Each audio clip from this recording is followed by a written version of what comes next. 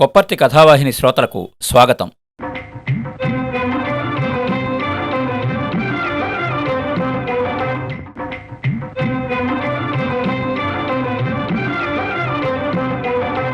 కథాభిమానులకు నమస్కారం. కొత్త సంవత్సరం 2026 సందర్భంగా కొప్పర్తి కథావాహిని శ్రోతలకు 2 కథలు వినిపిస్తున్నాను. ఈ 2 కథలు రాసిన రచయితలు ఇద్దరూ కూడా చాలా ప్రముఖులు. రచయితలుగా వారు పాఠకులకి అత్యంత అభిమాన పాత్రులైన రచయితలు. ఒకరు శ్రీ యండమూరి వీరేంద్రనాథ్, మరొకరు శ్రీ మల్లాది వెంకటకృష్ణమూర్తి. ఈ కథలు 2 కూడా విచిత్రంగా 1994లో వీరేంద్రనాథ్ గారు రాసిన కథ ఇండియా టుడే వార్షిక సాహిత్య సంచికలో ప్రచురితమైంది.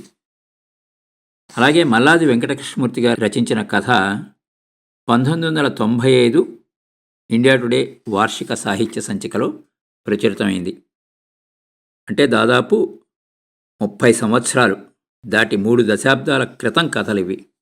అయినప్పటికీ కూడా రచయితల మనోభావాల్ని, వాళ్ళ ఆలోచనల్ని పాఠకులకి అందించడంలో ఈ 2 కథలు ఒక జంట కథల్లాగా అనిపించాయి నాకు. ముందుగా 1994 ఇండియా టుడే వార్షిక సాహిత్య సంచికలో ప్రచురితమైన బ్రహ్మర్షి కథ. రచయిత శ్రీ యండమూరి వీరేంద్రనాథ్. వినండి, బ్రహ్మర్షి కథ. కొత్తగా కొన్న ఫియట్ కారుని తీసుకుని బయలుదేరాను. నేను వెళ్తున్నది శశాంక ఇంటికి. నేను కారు కొని 2 రోజులైంది. అతని ఇంటికి ప్రత్యేకంగా వెళ్ళడానికి కారణం, నేను కారు కొన్నాను అన్న విషయం అతనికి తెలియాలని. అందుకనే నా మిత్రుల్ని, ఎడిటర్లని, నా శ్రేయోభిలాషులందరినీ వదిలేసి మొట్టమొదటిసారి అతని దగ్గరికి బయలుదేరాను. ఎందుకంటే అతను నా ప్రథమ శత్రువు కాబట్టి. మేమిద్దరం బాగా మాట్లాడుకుంటాం. సాహితీ సభలో బాగా ఉపన్యాసాలు ఇస్తాం. అతను నన్ను పొగుడుతాడు, నేను అతన్ని పొగుడుతాను. కానీ మనసులో మాత్రం నేను అతన్ని ద్వేషిస్తాను. అతను కూడా నన్ను ద్వేషిస్తున్నాడో లేదో నాకు తెలీదు. ఎందుకంటే అతనెప్పుడూ బయటపడలేదు నాలాగా. అలాని మేమిద్దరం రచనా వ్యాసంగాన్ని ఒకేసారి ప్రారంభించలేదు. మేమిద్దరం ఒకే వయస్సు ఉన్నవాళ్ళం కూడా కాదు. అతను నాకన్నా చిన్నవాడు. నాకు చిన్న తమ్ముడుంటే అతనంత వయస్సు ఉండేది. నేను మొట్టమొదట్లో డిటెక్టివ్ కథలు, జోకులు, చందమామ కథలు రాసేవాడిని. తర్వాత నవలా రంగంలోకి వచ్చాను. నేను వచ్చినప్పుడు తెలుగు సాహిత్యంలో పాపులర్ రైటర్స్ అనేవాళ్ళు ఎవరూ లేరు. నేనే నంబర్ 1. ఒకరిద్దరు రచయిత్రులున్నా కూడా మగవాళ్లలో నన్ను బీట్ చేసేవాళ్ళు ఎవరూ లేరు. అలా 10 సంవత్సరాలు నేను రాజ్యమేలాను, సాహితీ రంగంలోకి శశాంక ప్రవేశించేంతవరకు. నమస్తే సార్, నా పేరు శశాంక, నమ్రతగా చేతులు జోడిస్తూ అన్నాడతను. 10 సంవత్సరాల క్రితం జరిగిన ఆ సంఘటన నాకింకా కళ్ళకు కట్టినట్టే ఉన్నది. కూర్చోండి, కుర్చీ చూపిస్తూ అతని వంక పరిశీలనగా చూశాను. ఆ ముఖంలో నన్ను ఆకర్షించిన అంశం ఒకే ఒక్కటి. అది అతని కళ్ళలోని నైర్మల్యం. అతను కూర్చున్నాక, చెప్పండి అన్నాను. నేను మీ సమయాన్ని కొద్దిసేపు వినియోగించుకోవచ్చా? స్వచ్ఛమైన ఇంగ్లీష్లో అడిగాడు. విత్ ప్లెషర్, చిరునవ్వుతో నిర్లక్ష్యంగా అనేసి రిలాక్స్డ్గా వెనక్కి వాలి సిగరెట్ ముట్టించాను. అతను ఒక క్షణం నా వంక మొహమాటంగా చూసి తన చేతిలోని ఫైల్ ఒకటి అందించాడు. తర్వాత అన్నాడు, నేనొక నవల రాశాను. నా అభిమాన రచయితైన మీరు దయచేసి ఈ స్క్రిప్ట్ చదివి మీ అభిప్రాయాన్ని చెబుతారనే ఆశతో వచ్చాను. సిగరెట్ యాస్ట్రేలో నలిపడేసి మనసులో విసుకుని పైకి కనపడనీయకుండా ముందుకు వంగి ఫైల్ అందుకున్నాను. సబ్జెక్ట్ ఏంటి? అతను కొద్దిగా సిగ్గుపడుతున్నట్టు నవ్వి, యూనివర్సల్ సబ్జెక్ట్, ప్రేమ సార్ అన్నాడు. ఇంకా ప్రేమ గురించి రాయడానికంటూ ఏం మిగిలిందయ్యా? ఉన్నదంతా మేము మా సీనియర్స్ రాయడానికే సరిపోయింది అన్నాను. క్షమించాలి సార్, నా దృష్టిలో ప్రేమ అనేది ఎలా అజరామరమైందో ఆ సబ్జెక్ట్ కూడా అంతేనని. That is evergreen subject. ఒక మనిషి మరో మనిషితో ప్రేమించానని చెప్పడం ఎంతో సులభం. కానీ ఆ ప్రేమలో తను పొందిన అనుభూతిని మాత్రం వర్ణించడం కష్టం. అనుభవాన్ని పంచుకోవడం సాధ్యమే కావచ్చు, కానీ అనుభూతిని మాత్రం మరొకరికి తెలియచేయడం అసాధ్యం. నేను ఎంచుకున్నది రెండో విషయం. కేవలం ఫీలింగ్సే మెయిన్గా చిత్రించిన నవల ఇది. నా ఉద్దేశం ప్రకారం ప్రతి పాఠకుడు ఎక్కడో ఒకచోట తనని తను రియలైజ్ చేసుకుంటాడని అనుకుంటున్నాను. చాలా నెమ్మదిగా, స్పష్టంగా చెప్పాడు. ఆ చెప్పడంలో కాస్త ఆత్మవిశ్వాసం కూడా తొంగిచూసింది. అతను మాట్లాడే పద్ధతి బావుంది. అయితే ఒక రచయిత మరో రచయితని కలుసుకున్నప్పుడు అక్కడ లేని మూడో రచయిత గురించి హేళనగా మాట్లాడుకునే మా ఫీల్డ్లో ఇంత సున్నితత్వం అసలు పనికిరాదు. సరే, అయితే నేను ఇప్పుడు కాస్త బిజీగా ఉన్నాను. స్క్రిప్ట్ ఇచ్చేళ్ళు, ఎల్లుండి వస్తే ఆ పాటి చదివేసి ఎలా ఉందో చెప్తాను. సాధ్యమైనంత మెత్తగా చెప్పాను. అతను మరోసారి నమస్కరించి వెళ్ళిపోయాడు. అతనటు వెళ్ళడం ఆలస్యం. విసురుగా దాన్ని టేబుల్ మీద గిరాటేసి ఎవరో అభిమానంతో రాసిన ఉత్తరాన్ని అందుకున్నాను. అతను మళ్ళీ వస్తే ఆలోగా ఏదో ఒక వాక్యం చదివి గుర్తుంచుకుని దాని గురించి చెప్తూ బాగాలేదంటే సరిపోతుంది అని అనుకున్నాను. కానీ ఆ రాత్రే నేను స్క్రిప్ట్ అంతా చదవాల్సి వచ్చింది. అందుకు కారణం నా భార్య సౌదామిని. సాయంకాలం 6 అవుతుండగా సౌదామిని నా గదిలో అడుగుపెట్టింది. కాఫీ ఏమైనా కావాలా? నేను తలెత్తి, నువ్వు కలుపుతూ ఉండి నేను వస్తున్నాను అన్నాను. అలాగే అంటూ వెనుదిరిగింది. వెళ్ళబోతూ ఆగి కిందికి వంగి దేన్నో తీస్తూ, ఇదేమిటి ఇక్కడ అన్నది. ఏమిటి? ఏమో, ఏదో పేజీ పడింది ఇక్కడ అంటూ అందేవోబోయి ఆగి ఆ కాగితంలోని వాక్యాలని చదివింది. చదవటం పూర్తి కాగానే తలెత్తి, ఎవరు రాశారండి ఇది? ఉత్సుకతగా అడిగింది. ఏది? ఇటివు అని తీసుకుని చూశాను. శశాంక స్క్రిప్ట్లోని పేజీ అది. అదే చెప్పాను. నేను చదవచ్చా? తీసుకెళ్ళు అంటూ ఫైల్ నిలిచాను. ఎలాగూ నేను చదవను కాబట్టి ఆమె చదివాక క్లుప్తంగా తెలుసుకోవచ్చు అని అనుకున్నాను. సౌదామిని ఆ స్క్రిప్ట్ తీసుకుని వెళ్ళిపోయిన 10 నిమిషాల తర్వాత నేను కూడా లేచి హాల్లోకి వచ్చాను. సౌదామిని హాల్లో లేదు. బెడ్రూంలో దీక్షగా చదువుతూ ఉన్నది. ఆ రాత్రి భోజనం చేస్తూ ఉండగా సౌదామిని అన్నది, అతనెవరో కానీ మనస్సు లోతుల్లోకి చొచ్చుకొని పోయేలాగా రాశాడు. ఆ స్క్రిప్ట్ చదువుతుంటే నాకెంత ఆశ్చర్యం కలిగిందంటే, 20 ఏళ్ల నుంచి ఫీల్డ్లో ఉన్న మీరు అలాంటి ఒక్క నవల కూడా ఎందుకు రాయలేదా అనిపించింది. అంతగా నచ్చిందా? మామూలుగా అన్నాను. నిజానికి సౌదామిని సగటు పాఠకురాలు కాదు. ఆమె స్క్రిప్ట్ చదివి చెప్పిన అభిప్రాయం మీదే ఇంతకాలం నా సక్సెస్ ఆధారపడింది అంటే అతిశయోక్తి కాదు. ఆమె మౌనంగా ఉండడం చూసి నా ప్రశ్న మళ్ళీ రెట్టించాను. అవును, ఇదే అతని మొదటి నవలైతే పబ్లిష్ అవ్వడం ఆలస్యం. మీలాంటి ఒకరిద్దరు తప్ప మిగతా రచయితలంతా అస్త్రసన్యాసం చేయాల్సిందే అన్నది. నా భార్య నా ముందే వేరే రచయితని పొగుడుతూ ఉంటే అసూయగా అనిపించింది. అంతగా ఆమెని ఆకర్షించిన అంశం అందులో ఏముంది అసలు? పడుకునే ముందు కాసేపు తిరగేయాలనుకున్నాను. కానీ భోజనం అయ్యాక అతని స్క్రిప్ట్ చేతిలోకి తీసుకున్న నేను అక్షరం అక్షరం విడవకుండా చదివాను. ఒక్కోచోట అతని భావాలు కీట్స్ పోయిటరీని మించిపోయాయి. ఫీలింగ్స్ ప్రధానంగా ఇంతవరకు ఎవరు ఇంత బాగా రాయలేదు అని అనిపించింది. ఆ రాత్రి నేను నిద్రపోలేదు. ఆ తర్వాత శశాంక రాసిన ఆ నవల ఒక ప్రముఖ వారపత్రికలో సీరియల్గా వచ్చింది. అది అతన్ని పాఠకులంతా గుర్తించేలాగా చేసింది. ఇక శశాంకకి తిరుగులేదు. అతను నిలదొక్కున్నాడు అంటే అది నేను భరించలేను. నా స్థానాన్ని వదులుకోవడానికి సిద్ధంగా లేను. తర్వాత నేను ఒక నవల రాశాను. ఆ నవల్లో ముందు మాట రాస్తూ, నేను ఫలానా ఇంగ్లీష్ నవలని తెలుగులో రాద్దామనుకున్నాను, కానీ ఆ నవలని నా మిత్రుడైన ఒక రచయిత పూర్తిగా యథాతథంగా కాపీ కొట్టి రాసేయడం వల్ల నేను ఆలోచన ఉపసంహరించుకున్నాను అని రాస్తూ శశాంక నవల కథాంశాన్ని క్లుప్తంగా ముందు మాటలో రాశాను. ఇలా రాయడం వల్ల నేను నా ప్రత్యర్థి రచయిత అయిన శశాంక ఇంగ్లీష్ నవలలు కాపీ కొట్టి రాస్తాడు అన్న భావాన్ని పాఠకుల్లో ఇండైరెక్ట్గా ఇంజెక్ట్ చేయగలిగాను. ఇది జరిగిన 3 నెలలకి శశాంక రాసిన ఒక అద్భుతమైన నవల తెలుగు సాహిత్యంలోకి వచ్చింది. పల్లెసీమలు, కోనసీమ కొబ్బరాకులు నేపథ్యంగా తాను ఏవో ఇంగ్లీష్ నవలలు కాపీ కొడతాడు అని అభియోగం చేయలేని విధంగా వేదాల్ని, ఉపనిషత్తుల్ని రంగరించి వదిలాడు. దాంతో సాహితీపరుల దృష్టిలో శశాంక విపరీతంగా ఎదిగిపోయాడు. నిజానికి నేను చాలా ఇంగ్లీష్ నవలలు చదువుతాను. వాటిలోంచి కొన్ని ఇన్సిడెంట్స్ ఏరి మొత్తం అంతా కాక్టైల్ లాగా తయారు చేసి మార్కెట్లోకి వదులుతూ ఉంటాను. నేను రాసే రొమాన్స్ అంతా ఇంగ్లీష్ పుస్తకాల్లోది, కామెడీ ఓట్ హౌస్ది. అయితే నేను చేస్తున్న పనిని నా ప్రత్యర్థి మీద రుద్దాలని చేసిన ఆ ప్రయత్నం ఫెయిల్ అయి అతనిలోని అసలైన రచయిత బయటికి రావడానికి కారణమైంది. సాహిత్యంపై పూర్తి అవగాహన ఉన్న పాఠకులందరిలో సుస్థిర స్థానాన్ని సంపాదించుకున్నాడు శశాంక.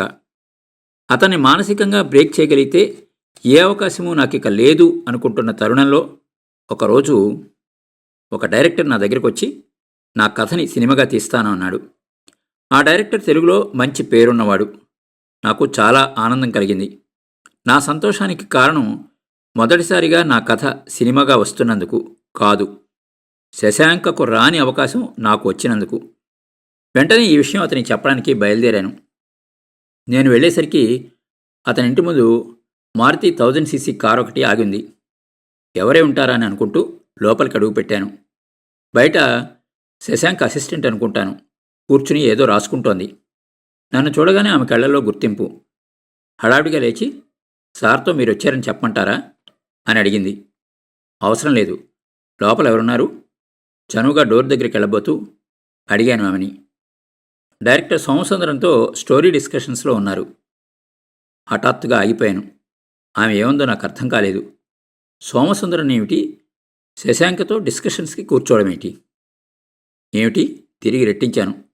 అవును సార్, సోమసుందరన్ గారు తెలుసు అనుకుంటాను. ఆయన శశాంక్ గారి కథని సినిమా తీయాలనుకుంటున్నారు అన్నది. నేనిక అక్కడ ఒక్క క్షణం కూడా ఉండలేకపోయాను. వేగంగా బయటికి నడిచాను. సోమసుందరన్ అంటే మామూలు దర్శకుడు కాదు. ఒకే సినిమాని 7-8 భాషల్లో తీసి హిట్ చేసి రికార్డులోకి ఎక్కినవాడు. అలాంటి వాడి ముందు నా కథని సినిమాగా తీయాలనుకున్న డైరెక్టరు పూచిక పుల్లకు కూడా కొరగాడని అర్థమైపోయింది. ఇక ఆ విషయం శశాంక్కి చెప్పలేక వెనుదిరిగాను. 10 సంవత్సరాలు గడిచాయి. అంతవరకు సాహితీ రంగంలో శశాంకని బీట్ చేసే రచయిత ఎవరూ రాలేదు. నేను నంబర్ 2గానే ఉంటూ వచ్చాను. సాధ్యమైనంత అవకాశం దొరికినప్పుడల్లా శశాంకపై బురద చల్లడానికి ప్రయత్నించేవాణ్ణి. తర్వాత నా స్టాండర్డ్ కార్ అమ్మేసి ఫియట్ కార్ ఒకటి కొన్నాను. అది అతనికి చూపించాలని నా తాపత్రయం. అది కొన్న మర్నాడే శశాంక్ దగ్గరికి బయలుదేరాను. ఇప్పుడు ప్రస్తుతం నా ప్రయాణం అక్కడికే. అతని కొత్త ఇల్లు అద్భుతంగా ఉంది. బ్రహ్మాండమైన mosaic floor, wall to wall carpet, ఖరీదైన ఫర్నిచర్. అదంతా చూశాక నేను పూర్తిగా కుదించుకుపోయాను. అక్కడి నుంచి వచ్చాక మొట్టమొదటిసారిగా నన్ను నేను ఆత్మపరిశీలన చేసుకున్నాను. అతని అభివృద్ధికి మూలం ఏమిటి అని శోధించాను. అప్పుడు అర్థమైంది నాకు, నేను ముందుగా చేయవలసిన పని నా ప్రత్యర్థి స్థానాన్ని దిగజార్చడం కాదు, అతని స్థానాన్ని అధిగమించడం. నెలకొక నవల ఈజీగా రాసే నేను ఈసారి ఒక మంచి నవల మొదలుపెట్టాను. అది రాయడానికి నాకు దాదాపు సంవత్సరం పట్టింది. అది రాసేప్పుడు రాత్రి పగలు, తిండి నిద్ర ఏదీ గుర్తులేదు నాకు. నా ధ్యేయం ఒక్కటే, దిగజారిపోయిన నా స్థానాన్ని తిరిగి సంపాదించుకోవడమే కాదు, సుస్థిరపరచుకోవాలి అని. అన్నిటికన్నా ముఖ్య ఉద్దేశం శశాంకని తెరమరుగుకు వెళ్లేలా చేయాలి అని అన్ని రకాల మసాలాలు గుప్పించాను. సస్పెన్స్, శృంగారం అన్నీ చొప్పించాను. కానీ ఆ నవల నేను ఆశించినంత సక్సెస్ని తెచ్చిపెట్టలేదు.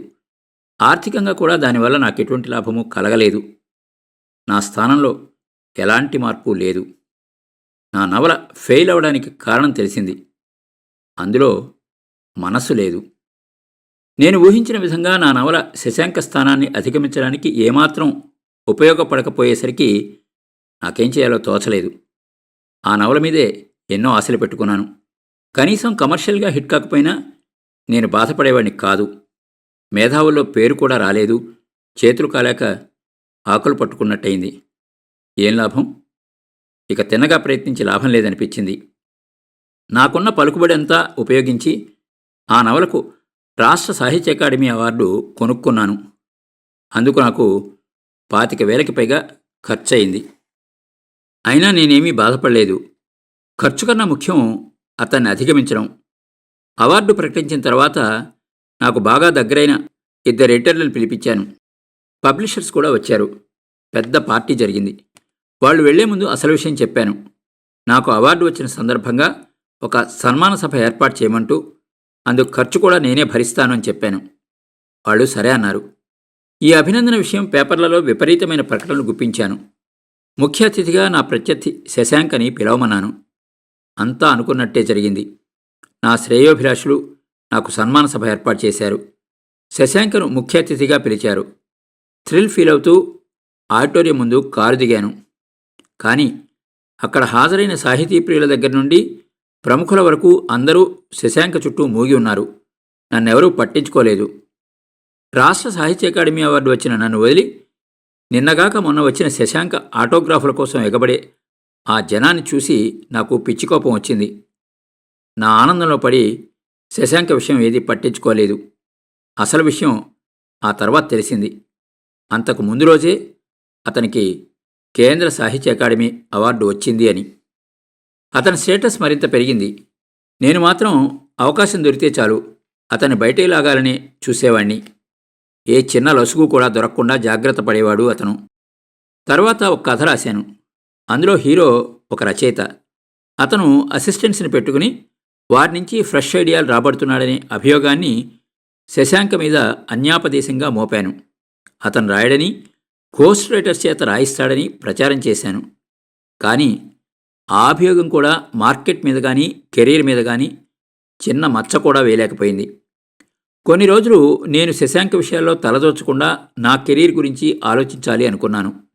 రచయితగా నాకు సంతృప్తినివ్వని నవలను రాయడం వల్ల నాకెటువంటి లాభము కలగదు. అప్పుడు పరిశీలించాను. శశాంక పాఠకుల నాడిని ఎలా పట్టుకోగలిగాడో అర్థమయ్యాక నేను నా స్టైల్ మార్చి మరొక నవల రాయాలనుకున్నాను. 2 సంవత్సరాల వరకు విషయ పరిశీలనలో ఉన్నాను. ఆ మధ్యకాలంలో నేను రాసింది ఒకే ఒక్క నవల. అది రాయడానికి కొన్ని వందల పుస్తకాలు రిఫర్ చేయాల్సి వచ్చింది. కొన్ని తెగల జీవితాల్ని పరిశీలించవలసి వచ్చింది. నా ఆశయం ఒక్కటే, అది శశాంకని అధిగమించే ఒకే ఒక్క నవల రాయాలి అని. అది పూర్తయ్యాక తిరిగొచ్చి పబ్లిషింగ్కి ఇచ్చిన తర్వాత నా జీవితంలో అంత టెన్షన్ ఎప్పుడూ అనుభవించలేదు. నష్టం కూడా ఆలోచించకుండా తక్కువ ధర మీద డిస్ట్రిబ్యూటర్స్తో అమ్మించాను. అంతే. మొదటి కాపీలు విపరీతంగా అమ్ముడవడం ప్రారంభమైంది. చూస్తూ ఉండగానే సెకండ్, థర్డ్ ఎడిషన్స్ కూడా జరిగిపోయాయి. సరిగ్గా అప్పుడే నేనే కాదు, ఎవరూ ఊహించిన విధంగా నా నవలకి జ్ఞానపీఠ అవార్డు ప్రకటించబడింది. శశాంకని అధిగమించే గెలుపు. నేనిప్పుడు నంబర్ 1 రైటర్ని. నా పుస్తకాల సర్క్యులేషన్ రెట్టింపైంది. జ్ఞానపీఠ అవార్డు వచ్చిన నా పుస్తకాన్ని సోమసుందరం డైరెక్షన్లో సినిమా తీయడానికి 5 లక్షలు ఇచ్చి నిర్మాతలు కొనుక్కున్నారు. నేను అమెరికా యాత్ర చేసి వచ్చాను. ఎక్కడికెళ్ళినా సన్మాన సభలు, ఆటోగ్రాఫ్లు. పబ్లిషర్స్ దగ్గర నా రాయల్టీ పెంచాను. ఎడిటర్స్ నా చుట్టూ తిరుగుతున్నారు. నా ధ్యేయంలో పడి శశాంక ఏం రాస్తున్నాడో ఏం చేస్తున్నాడో కూడా పట్టించుకోలేదు. ఇక నుంచి ఏం రాసినా కూడా అవన్నీ నా రచనల తర్వాతే. అది మాత్రం తథ్యం. ఎడిటర్లైనా డైరెక్టర్లైనా నా రచనలకే మొదటి ప్రిఫరెన్స్ ఇస్తారని తెలుసు. అదే నేను కోరుకున్నది కూడా. ఇంత విజయం సాధించాక నేను శశాంక దగ్గరికి బయలుదేరాను. నాకు జ్ఞానపీఠ అవార్డు వచ్చిందన్న విషయం అతనికి ఎప్పుడో తెలిసి ఉండొచ్చు. కానీ నా నోటితో చెప్పి అతడి కళ్ళలో ఈర్ష్య చూడాలి అని నా ఆశ. నేను అతని ఇంటికి వెళ్ళేసరికి అతను ఆ ఇంట్లో లేడు. అది అమ్మేసి ఊరి చివర తోటలో ఉంటున్నాడని తెలిసింది. ఆశ్చర్యపోయాను. అంతర్లీనంగా ఆనందపడ్డాను కూడా. గెలుపంటూ రావాలే గాని దాన్ని పెనవేసుకుని మిగతా దృశ్యం కూడా కలిసొస్తుంది అని అనుకున్నాను. వెంటనే అతన్ని కలుసుకోవడానికి బయలుదేరాను. దాదాపు సిటీ లిమిట్స్లో ఉంది ఆ తోట. చిన్నదైనా అందంగా ఉన్నది. కారు దిగి గేట్ తీసుకుని లోపలికి అడుగుపెట్టాను. అక్కడి వాతావరణం ఒక ఆశ్రమ వాటికలాగా ఉన్నది. బాటకి ఇరుపక్కలా పూల చెట్లతో నిండి ఉన్నది. బాటకి ఎదురుగా ఉన్న ఒక చిన్న కుటీరం. కాస్త దూరంలో ఎడవపక్క చిన్న పాఠశాల. దాని ముందు ప్రార్థన చేస్తున్న విద్యార్థులు. మరోవైపు వికలాంగుల కోసం ఏర్పాటు చేసిన స్కూలు ఉన్నది. నేను కుటీరం దగ్గరికి వెళ్ళేసరికి అక్కడ చిన్న వరండాలో పద్మాసనం వేసుకుని భగవద్గీత చదువుతున్న శశాంక కనిపించాడు. అలికిడికి తలెత్తి నన్ను చూడగానే భగవద్గీతకు నమస్కరించి రండి అన్నాడు. నేను ముందుకు నడిచి అతను చూపించిన ఛత్రంజీ మీద కూర్చున్నాను. అతను కూడా నా ఎదురుగా కూర్చుంటూ అవార్డు వచ్చినట్టు పేపర్లో చదివాను. అభినందనలు అన్నాడు. కానీ నువ్వేమిటి ఇదంతా? అయోమయంగా అడిగాను. అతను నవ్వి ఊరుకున్నాడు. అంతాస్తి ఏం చేశావు? ఓల్డ్మెన్ ట్రస్ట్కి విరాళంగా ఇచ్చాను. అతను అదే చిరునవ్వుతో చెప్పాడు. ఏమిటి? విస్తుపోయాను. అలా అయితే నువ్వు బతికేదెలా అన్నాను. మనిషి బతకడానికి ఆ మేడలు, కార్లు, ఆ హోదా అవేమీ అక్కర్లేదని తెలుసుకున్నాను. నా కోసం ఈ మాత్రం చాలు అనిపించింది. ఇక్కడ నేను కడుపు నిండా తినగలుగుతున్నాను, మిగిలింది మరికొందరికి పెట్టగలుగుతున్నాను. ఇందులో నాకు చాలా సంతృప్తి దొరుకుతున్నది. ఒక గాఢమైన నిట్టూర్పు వదిలాను. తిరిగి అతనే అన్నాడు. అక్కడ మన రంగంలో నాకు ఎప్పుడూ అసంతృప్తిగానే ఉండేది. ఒక్కోసారి మన స్థానాన్ని నిలబెట్టుకోవడం కోసం ఆత్మాభిమానం కూడా చంపుకోవాలి. రచయితగా ఎంతో సాధించినా ఒక మనిషిగా వ్యక్తిత్వాన్ని చంపుకోలేను అని అనిపించింది. అందుకే ఎంతో సంఘర్షణ అనుభవించిన అనంతరం ఈ నిర్ణయానికి వచ్చాను. మరైతే ఇక రచనారంగం నుంచి నిష్క్రమించినట్లేనా? పూర్తిగా. ఇక నేనేమీ రాయలేను. అసలు నేనేమీ చదవలేదు. ముందుగా ఈ ప్రపంచాన్ని చదవాలి అనుకుంటున్నాను. ఈ రాగద్వేషాల మూలం శోధించాలి అనుకుంటున్నాను. దీనికి మీరు వైరాగ్యమనో వేదాంతమనో ఏ పేరు పెట్టుకున్నా నాకు అభ్యంతరం లేదు. ముందుగా నాలో ఉన్న నేను అనే భావం గురించి తెలుసుకోవాలి, అంతే. ఆ తర్వాత నేను బయటకు వచ్చేశాను. కారులో వస్తుంటే ఒక వాక్యం గుర్తొచ్చింది. అతను రాసిందే. జ్ఞానమేమీ లేనప్పుడు నేను గొప్ప జ్ఞానిని అనుకున్నాను. కొద్దిగా జ్ఞానం వచ్చాక నా అంత మూర్ఖుడెవడూ లేడని తెలుసుకున్నాను. నేను సాంఘికంగా, ఆర్థికంగా, సామాజికంగా ఎదగాలనుకున్నాను.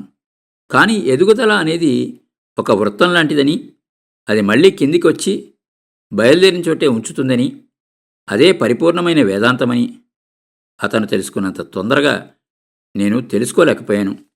ఎప్పుడూ నాకన్నా అతను ఒక అడుగు ముందే ఉన్నాడు. నాకన్నా వెనుక ప్రారంభించాడు, నన్ను దాటి వెళ్ళాడు, నాకన్నా తొందరగా మానసికంగా ఎదిగాడు. బహుశా నేను కూడా వేదాంతిగా మారచ్చు. కానీ అందులో కూడా అతను నాకన్నా ఒక్క అడుగు ముందే ఉన్నాడు.